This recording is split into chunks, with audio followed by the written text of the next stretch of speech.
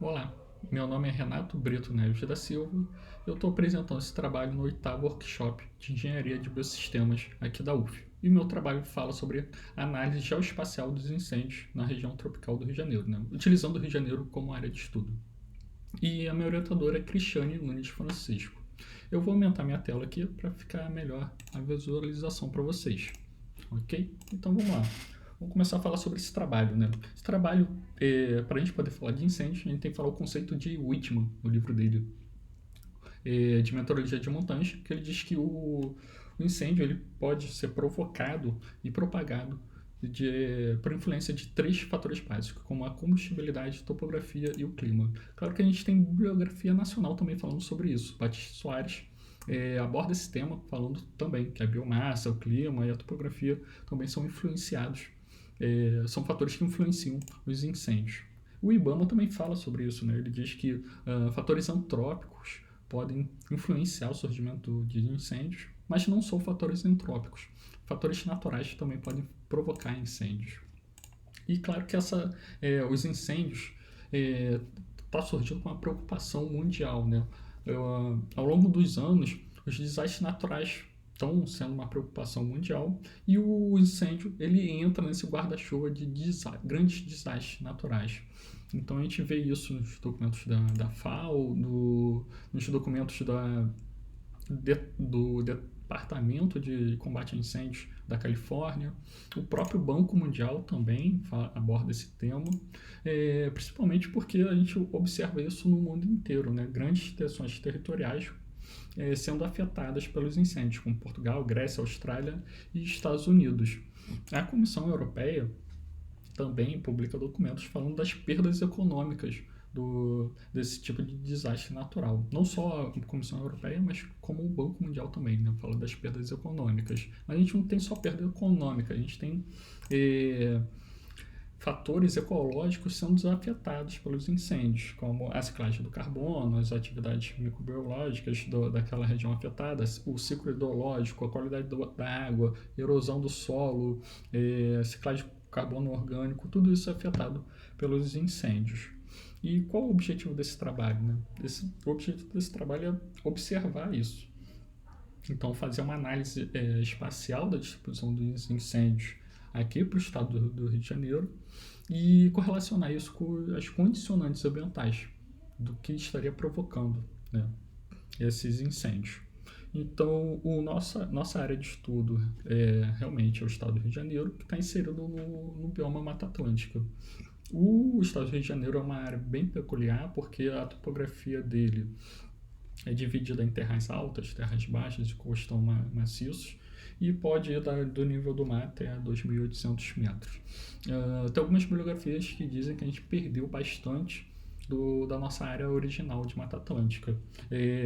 Essa Mata Atlântica diz que algo em torno de 12% que a gente tem do original. O MapBiomas tem um outro entendimento de 20%, que a gente teria perto de 21% do original, e o Instituto Nacional do Ambiente, daqui do estado do Rio de Janeiro, diz que a gente teria apenas 3% do original, que a gente perdeu 97% aí ao longo desses 5 séculos de descobrimento do estado do Rio de Janeiro, da cidade do Rio de Janeiro.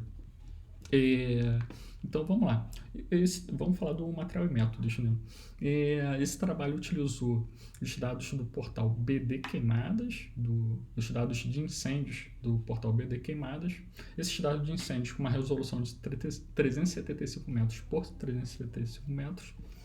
E eles foram obtidos a partir do sensor VIS, que a gente consegue encontrar nos satélites NPP e NOAA-20.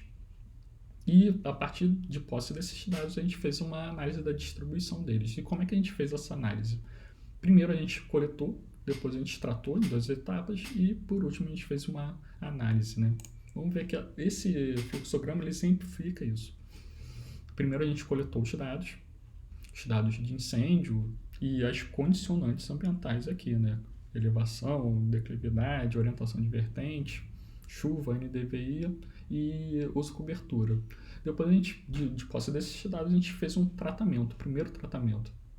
A gente criou um buffer para os incêndios, a gente reamostrou os dados Topodata, a gente calculou uma radiação global para a partir dos dados de elevação, dado de chuva fez uma média, NDVI também, os cobertores a gente reclassificou e rasterizou, e depois desse primeiro tratamento, depois a gente fez uma estatística zonal desses dados. E por último a gente fez a análise, né? A partir do algoritmo Camins, a gente fez uma análise de agrupamento. Então, continuando falando dos materiais e métodos, a gente pegou dados de 2012 a 2021, mas a gente focou em 2014, por entender que esse ano foi bem atípico. Então, em cima de 2014, a gente dividiu em trimestres. E por que a gente dividiu em trimestres? Porque a gente viu que o padrão da chuva, os trimestres, ele acompanha o padrão de chuva ao longo do ano. E como foi um ano bem atípico, bem seco, a gente optou por utilizar esse tipo de padrão. Então, vamos lá para o resultado de discussão. O que essa análise revelou para a gente? Que a distribuição dos dados de foco de incêndio, eles têm ele tem um padrão, né? Um padrão na frente da Serra do Mar e atrás da Serra do Mar, sempre surgindo na frente da Serra do Mar e sempre atrás da Serra do Mar. E também apresenta uma heterogeneidade ao longo do ano. Claro que com os maiores registros no terceiro e quarto trio. Aqui a gente tem uma imagem que demonstra como é que foi a distribuição desses incêndios ao longo dos trimestres. Eu vou falar rapidamente aqui como é que ocorreu ao longo desses trimestres. No primeiro trimestre, a gente tem algo em torno de 20%, 19,7% do total de incêndios. E a gente tem esses fatores, essas condicionantes ambientais sendo influenciadas para separar os grupos. Então, os grupos eles foram separados de acordo com o R2 aqui. R2 maior que 0,5, a gente entende que é um fator que separa os grupos a partir do algoritmo Camins. Isso que ele traz para a gente. E a gente tem um padrão de 2 grupos na frente da Serra do Mar e um grupo atrás da Serra do Mar. Então a gente consegue ver aqui 2 grupos aqui na frente, no litoral, e um grupo aqui atrás. Né? Vamos lá para o segundo trio. O segundo trio foi bem menor, 5,4% do total, e 3 fatores aqui, 3 condicionantes influenciando a separação dos grupos. Os grupos se mantêm com o padrão de 2 grupos no litoral e um grupo aqui atrás. Né? Vamos para o terceiro trio. O terceiro trio aumentou bastante o surgimento dos incêndios, 35,5% do total de incêndios, onde 3 condicionantes ambientais influenciaram. Mas só que o padrão da distribuição dos focos ele muda. Antes eu tinha 2 grupos na frente, no litoral, e isso se inverte. Agora eu tenho 2 grupos atrás, no interior do estado. E também a gente começa a ver unidades de conservação pegando fogo. Ali na região serrana, a nossa APA ali da região serrana pegando fogo, e o Parque Estadual de Três Picos também pegando fogo. Olha como é que fica a distribuição aqui. Então, na frente, aqui no litoral, um grupo só, e aqui atrás, 2 grupos. Claro que a gente tem uma explosão de focos aqui também no litoral, nos municípios de Campos, Paracambi, no Rio de Janeiro também, nos parques estaduais do Mendanha e da Pedra Branca.